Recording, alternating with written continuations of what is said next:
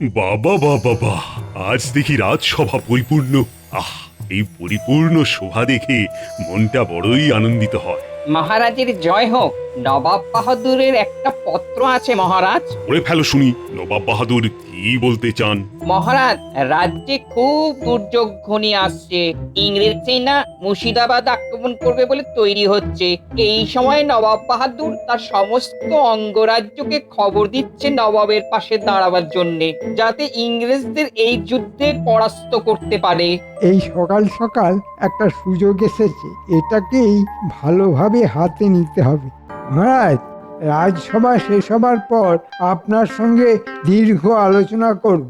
নবাব বাহাদুরের দূত আজ রাতে বিশ্রাম করুক, কাল সকালে আমরা আমাদের মতামত জানিয়ে দেব। মতামত আবার নতুন করে জানানোর কি আছে? আমরা তো ইংরেজদের সঙ্গে লড়বো নবাব বাহাদুরের হয়ে। সে তো বটেই মহারাজ, কিন্তু তবুও একটা আলোচনার প্রয়োজন আছে। দূত, তুমি বিশ্রাম নাও। মহারাজ কাল সকালে তার মতামত জানাবেন। যথা আজ্ঞা মহারাজ। আচ্ছা, কিছু একটা পরিকল্পনা মন্ত্রীর দুষ্টু মাথায় ঘুরপাক খাচ্ছে। মহারাজ, একটা প্রশ্ন মন্ত্রী মশাইকে করতে চাই, যদি আপনি অনুমতি দেন মহারাজ। তুমি আবার প্রশ্ন করবে? আচ্ছা বেশ, কর কর কর। মন্ত্রী মশাই, মহারাজ তো তার মতামত জানিয়ে দিলেন এবং যথার্থই বলেছেন। তা সত্ত্বেও গোপন পরামর্শটা কি, ওটা আমাদের একটু পরিষ্কার করে দিলে ভালো হয়। মহারাজ, গোপালের এই প্রশ্ন আমাকে অত্যন্ত আহত করলো। আমি অপমানিত বোধ করলাম। একটা বাড়ির কাছে আমাকে কৈফিয়ত দিতে হবে? হ্যাঁ, গোপাল, তোমার এই কাজের জন্য তোমাকে আমি আজকের জন্য বহিষ্কার করলাম। মন্ত্রী মশাইকে অপমান করে তুমি কিন্তু ভালো করোনি, এটাই তোমার উপযুক্ত শাস্তি। ঠিক আছে মহারাজ, আপনার আদেশ শিরোধার্য। আমি আজকের মতো রাজসভা থেকে চললাম। আপদটা গেল। কি গো, এত তাড়াতাড়ি রাজসভা থেকে ফিরে এলে? আজ মহারাজ ভালোবেসে একটু তাড়াতাড়ি ছুটি করে দিলেন গিন্নি। ভালোবেসে ছুটি? কি কেন গো? ওই মন্ত্রী মশাইকে একটু রাজসভা সম্পর্কিত কথা জিজ্ঞাসা করেছিলাম বলে। কি যে ঘুরিয়ে পেঁচিয়ে কথা বলছো, আমি তো কিছুই বুঝতে পারছি না। একদিন ছুটি পেয়েছি, ঘরের চালটা একটুখানি ভালো করে ছড়িয়ে নি। কাল থেকে তো আবার সকালে নাকে মুখে গুঁজে যাব। তবে একটা কথা তোমাকে বলে রাখি গিন্নি, মহারাজ যদি মন্ত্রীর প্ররোচনায় আমার সঙ্গে এইভাবে ব্যবহার করেন, তাহলে আমি চিরকালের মতো কৃষ্ণনগর থেকে বিদায় নেব, এই বলে দিলাম। ও মা গো, কি অলক্ষণে কথা গো! মহারাজের ওখান থেকে চলে গেলে খাবে কি?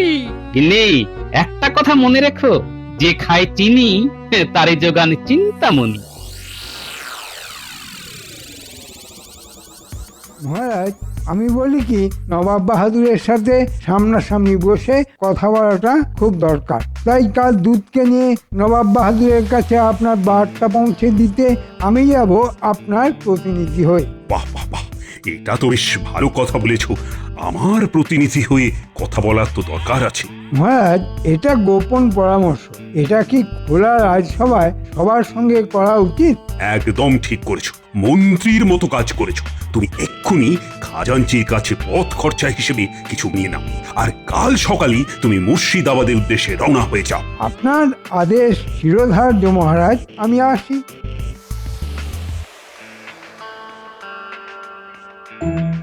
আপনি নাকি আজ রাজসভায় গোপালকে বহিষ্কার করেছেন? কেন মহারাজ, গোপাল কি এমন অন্যায় করলো? সীমাহীন অপরাধ রানী। গোপাল প্রশ্রয় পেয়ে পেয়ে মাথায় উঠে দাঁড়িয়েছে, রাজকার্যে বাধা সৃষ্টি করে। আপনি গোপালকে যাই করুন না কেন, গোপাল কিন্তু এই কৃষ্ণনগরের একটা সম্পদ। সেটা আপনি আজকে না বুঝেন, ভবিষ্যতে বুঝবেন। আর এই যে মন্ত্রী, যার প্রতি আপনার এই অগাধ বিশ্বাস, সেটা খুব তাড়াতাড়ি চলে যাবে, এটাও আমি আপনাকে বলে দিলাম।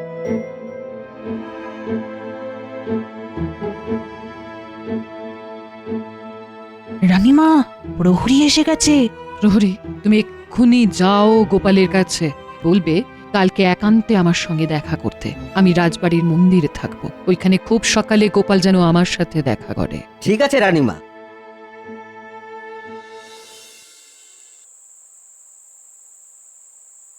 রানীমা তোমায় কত বিশ্বাস করে না? রানীমা তো এই কৃষ্ণনগরের মা গিন্নি। তাও তুমি কৃষ্ণনগর থেকে চলে যাবে বলছো? হ্যাঁ, অনেক দুঃখে বলেছি গো গিন্নি, না আর বলবো না। গোপাল দাদা, গোপাল দাদা, গোপাল দাদা, কাল রানীমা রাজমহলের মন্দিরে থাকবেন। তুমি কাল খুব সকালে রানীমার সঙ্গে দেখা করো। প্রহরী, তুমি রানীমাকে গিয়ে বলে দাও যে আমি নির্দিষ্ট সময়ে মন্দিরে উপস্থিত থাকবো।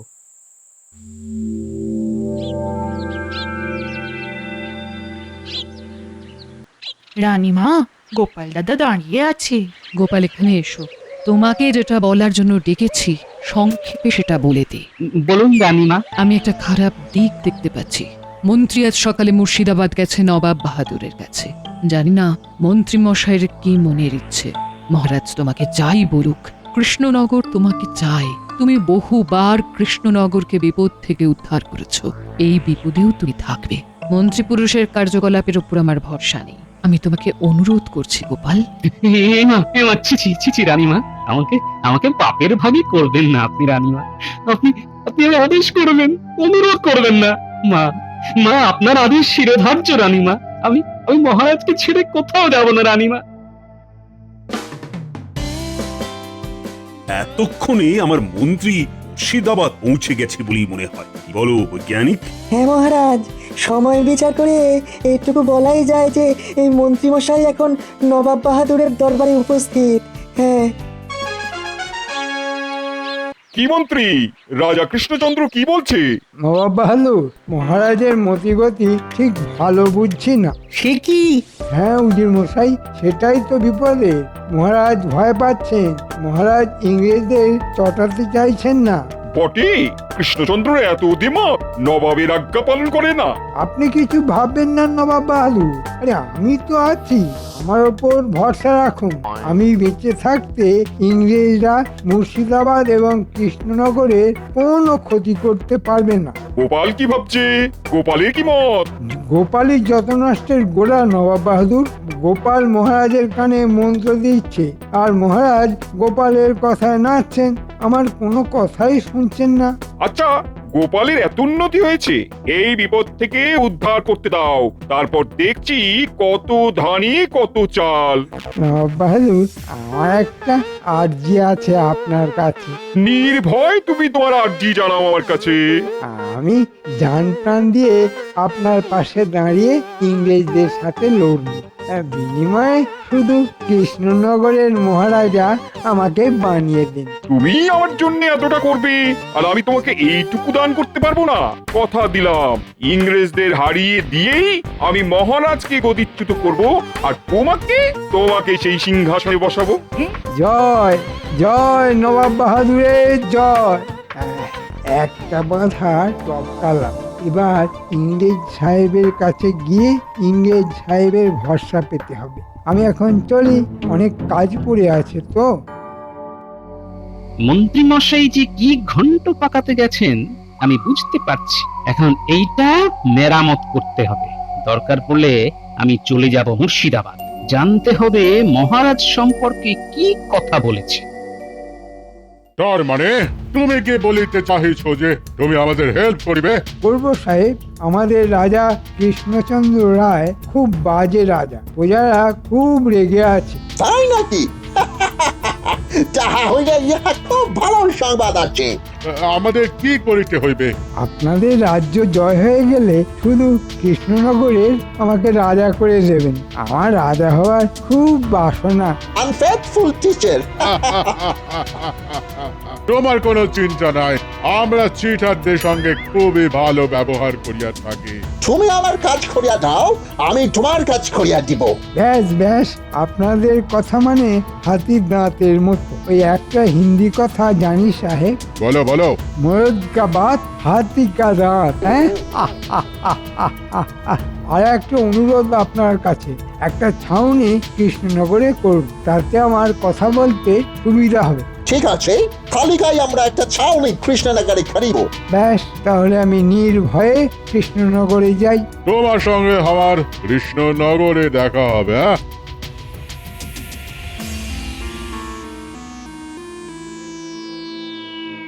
গোপাল, তোমার উপরে আমার অগাধ বিশ্বাস। আমি কয়েকদিন ধরেই দেখছি তোমার সঙ্গে মহারাজ, মন্ত্রীমশাই এবং আরো বাদবাকি সভাসদরা খুব খারাপ ব্যবহার করছে।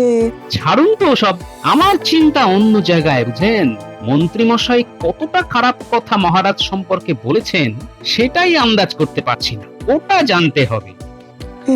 কিভাবে জানবে? কাল মন্ত্রীমশাই রাজসভায় এলে আমি মুর্শিদাবাদ যাব, ঘাটা জায়গাটা মেরামত করতে হবে তো। তোমার সাহায্য লাগবে বৈজ্ঞানিক? গোপাল, আমি কৃষ্ণনগর, মহারাজ এবং তোমার জন্য সব সময় তৈরি থাকি। আমি জানি বৈজ্ঞানিক।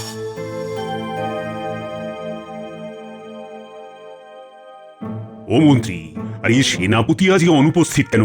আর কি হয়েছে তার কিছু খবর টবর পেয়েছো? মহারাজ, সেনাপতির প্রচন্ড জ্বর, বমি এবং তার সঙ্গে তার হাতে পায়ে জল শুকোচ্ছে না। কেন কেন কেন? হাতে পায়ে জল শুকোচ্ছে না কেন? তার মানে মহারাজ ওই সেনাপতি সকাল থেকেই ঘর বাইরে করছে আর কি, তাই তার হাত পায়ের জল আর শুকোচ্ছে না। তাই তো, এ তো বড় চিন্তার বিষয়। রাজবৈদ্য বরং সেনাপতিকে একবার দেখে আসবে। আমি সকালে খবর পেয়ে প্রথমে ওই সেনাপতির ঘরে গিয়ে দেখে তারপর ওষুধ দিয়ে এসেছি মহারাজ। বাবা বাবা বাবা, খুব সুন্দর কথা। তাহলে ওষুধ পড়েছে নিশ্চিত হওয়া গেল। কেমন দেখলে? খুব দুর্বল মহারাজ, তবে তবে বিশ্রাম নিলে ঠিক হয়ে যাবে। বেশ বেশ বেশ। তা মন্ত্রী, এবার কথায় আসি। মুর্শিদাবাদে সব কুশল মঙ্গল আছে তো? আমি সব কুশল মঙ্গল করেই এসেছি মহারাজ। সেটা কতটা আমাকে দেখতে হবে, কালকেই আমাকে মুর্শিদাবাদ ছুটতে হবে। মহারাজ, সেনাপতি যখন নেই, যুদ্ধের সব দায়িত্ব আমি নেব। বলো কি? তুমি যুদ্ধের দায়িত্ব নেবে? বাবা বাবা বাবা বাবা বাবা। আমি একবার গোলাখানায় যাই, কত বারুদ আমার আছে সেটা দেখে আসা কর্তব্য। এই সময় যখন সেনাপতি নেই, তখন যুদ্ধ লাগতে পারে। মন্ত্রী, আমি আমি আনন্দে আত্মহারা হচ্ছি। যত তোমাকে দেখি ততবার আনন্দ পাচ্ছি। যাও যাও যাও, দেখে এসো। আমি এই যাচ্ছি আর এই আসছি। আবার কিছু একটা ঘাপলা করতে গেল, এসে বলবে গোলা বারুদ নেই। আমি নিশ্চিত যে যোগ্য হাতে কৃষ্ণনগরের ভার আছে। কি বলো পণ্ডিত? সে আর বলতে মহারাজ, আমাদের মন্ত্রী সব দিক থেকে চৌকস। মহারাজ, সর্বনাশ হয়ে গেছে। গোলাখানায় বারুদ গোলা সব শূন্য। এক্ষুনি কিছু অর্থের প্রয়োজন, আমি বারুদ গোলা নিয়ে আসি। এইসব কাজে কোনো অনুমতির প্রয়োজন নেই। যাও যাও যাও, খাজাঞ্চির কাছ থেকে যত টাকা লাগে নিয়ে গোলা বারুদ নিয়ে এসো। মহারাজ, আমি এক্ষুনি লোক পাঠিয়ে গোলা বারুদ মজুত করছি। রাত্রিবেলা সব গোলা বারুদ ইংরেজদের শিবিরে নিয়ে যেতে হবে। সাহেবদের হাতে তুলে দিয়ে ওখান থেকে কিছু অর্থ নিয়ে নেব। বাহ, দুয়ে দুয়ে চার, ঠিক হয়েই যাচ্ছে।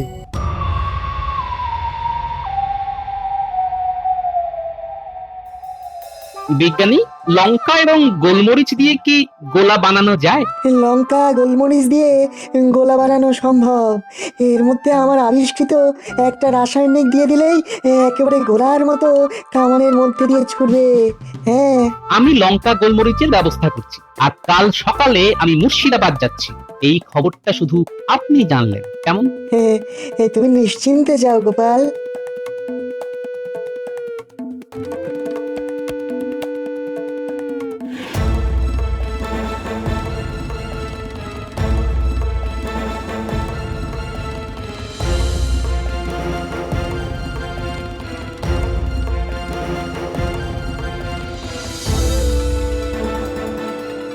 পুটি, এই পুটি, এই বাড়ি আছিস নাকি? হ্যাঁ, বাড়ি আছি। ভেতরে এসো গোপাল দাদু। কিছু খবর আছে গো গোপাল দাদু। হ্যাঁ, শোন, তোদের সবার সঙ্গে আমার দরকার আছে। প্রথমে কাল থেকে চুপিসারে শুকনো লঙ্কার গোলমরিচ গুঁড়ো করতে হবে, বুঝলি?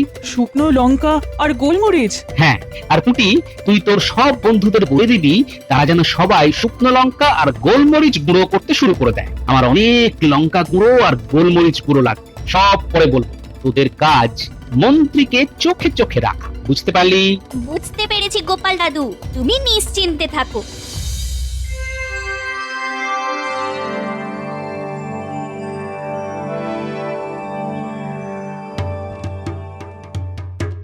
বলো কি গোপাল, মন্ত্রী তো আমার কাছে উল্টো কথা বললো।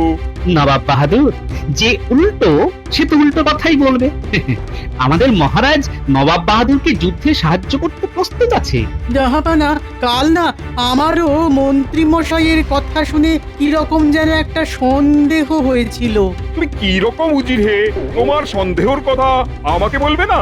হতেই পারে নবাব বাহাদুর, বড় কাজে এইসব ছোটখাটো ভুল হতেই পারে। আর একটা কথা, যুদ্ধে আসবে নাকে কাপড় বেঁধে আর চোখে কালো চশমা পরে। নাক, মুখ আর চোখকে সামলে রাখতে হবে, নইলে লঙ্কা গুঁড়ো আর গোলমরিচের ঝাল চোখ জ্বালিয়ে দেবে। আমাদের করে আবার ওই রাসায়নিক দেওয়া হচ্ছে কিনা তাই বললাম। আর তাহলে ইংরেজ বিজয় হচ্ছে? হ্যাঁ, হচ্ছে।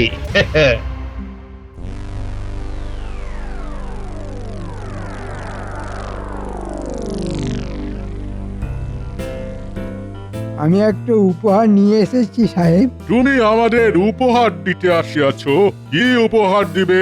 রাজবাড়ির ভেতর থেকে গোলা বারুদ নিয়ে এসেছি আপনার হাতে তুলে দেব বলে। বাহ বাহ বাহ, তুমি বড় ভালো মানুষ আছে, তুমি আমাদের বন্ধু আছে। আমি আমার কথা রেখেছি সাহেব, আপনারাও আপনাদের কথা রাখবেন তো? নিশ্চয়ই নিশ্চয়ই, আমরা চিটারদের খুব খুব ভালো উপহার দিয়ে থাকি। খুব ভালো। কবে আক্রমণ করছেন? আমরাও আক্রমণ করিব কাল বাদ পরশু। মন্ত্রীমশাই সাহেবের ছাউনিতে গেছে, গোপাল দাদু এলেই বলতে হবে। মন্ত্রী মশাই, একটা বনের ধাই লুকিয়ে থাক। মন্ত্রী কোথায় কোথায় যায় আমাদের দেখতে হবে। ওই মন্ত্রী মশাই আসছে, লুকিয়ে পড়। এবার বটা ঘটার বাড়িতে যেতে হবে। শুধু একটা জিনিস খচখচ করছে, গোপাল আজকে রাজসভাতে এলো না কেন? শুনলি তো, চল লুকিয়ে পিছু নি। চল।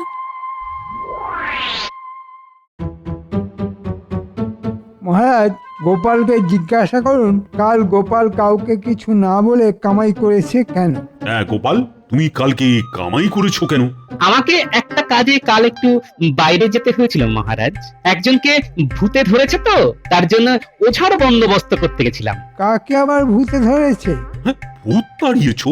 ওঝা ভূতের ব্যাপারটা বুঝতে পেরে গেছে, একটু সময় নেবে। খুব ধুরন্ধর ভূত তো। দেখো, এখন কোনো সময় কামাই করা চলবে না। দেখছো না, ইংরেজরা আক্রমণ করবে বলে প্রস্তুত হচ্ছে। আরে এই সময় সলা পরামর্শ দরকার। রাজনীতিতে আমার কি প্রয়োজন মহারাজ? আমি তো ভাঁড়, লোক হাসানোই আমার কাজ। এখন ভাঁড়ের প্রয়োজন আছে। আমাদের মাথা যখন ক্লান্ত হয়ে যাবে তখন তুমি হাসাবে। কি মহারাজ, ঠিক বলেছি তো? এমন হাসাবো টের পেয়ে যাবেন মন্ত্রী মশাই। এবার রানীমার হাতে নবাব বাহাদুরের চিঠিটা দিয়ে দিলেই আমি মুক্তি পাবো। ওটা গিন্নি ঠিক করে নেবে। যতই হোক গোপাল ভাঁড়ের গিন্নি তো। কি ব্যাপার গোপালের গিন্নি, তুমি আমার সঙ্গে দেখা করতে চাও? গোপালের কি কিছু কথা আছে? আছে রান্নিমা, আছে। এই যে চিঠিটা আপনাকে দেবার জন্য পাঠিয়েছে, এটা আপনি পড়ে মহারাজকে দেবেন। নবাব বাহাদুরের চিঠি। আমি বুঝেছি, ঠিক আছে। সভার কাজ শেষ করে মহারাজ এলে আমি এই চিঠিটা মহারাজের হাতে দেব।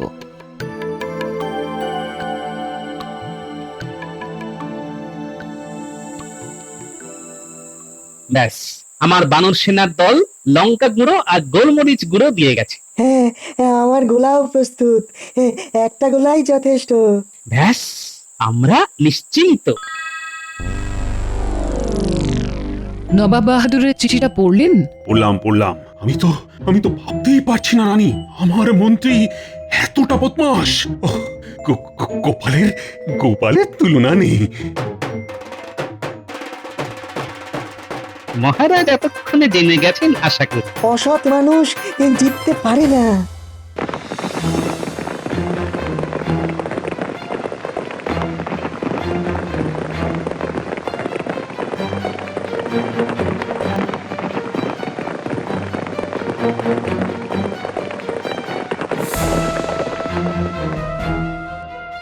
এটা কি হচ্ছে গোপাল? কামানের মানে বোঝো? হ্যাঁ, কামান। মান ছাড়া কামান হয়? গোপাল, সব কামান ঠিকঠাক বসেছে তো? গোপালকে দিয়ে কামানের কি কাজ হবে মহারাজ?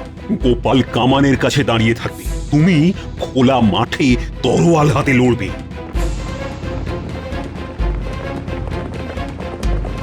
আমি আমি দূরবীন দিয়ে দেখতে পাচ্ছি ইংরেজরা আসছে ঘোড়া ছুটিয়ে। হ্যাঁ, আমাদের সৈন্য সামন্ত কোথায়? আমি আর বিজ্ঞানী হলাম সৈন্য, আর কামানগুলো হলো সামন্ত, আর আপনি হলেন সেনাপতি। নিন মহারাজ, মুখে কাপড় আর চোখে চশমা পরে নিন। চালাও কামান, গুম!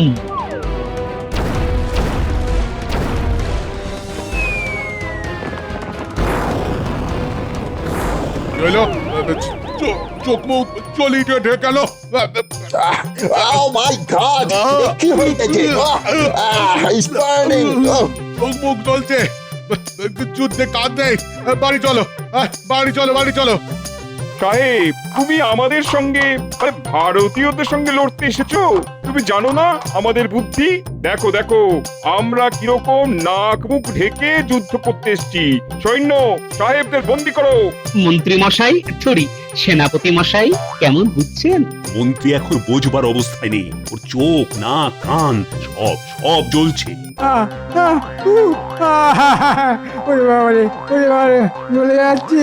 ওরে বাবা, মন্ত্রী, এবার তোমার কৃষ্ণনগরে রাজা হওয়া তো আর হলো না। গোপালের বুদ্ধির কাছে সাহেবরা কি টিকতে পারে? লঙ্কা গুঁড়োর ঝালে ইংরেজ বেতালে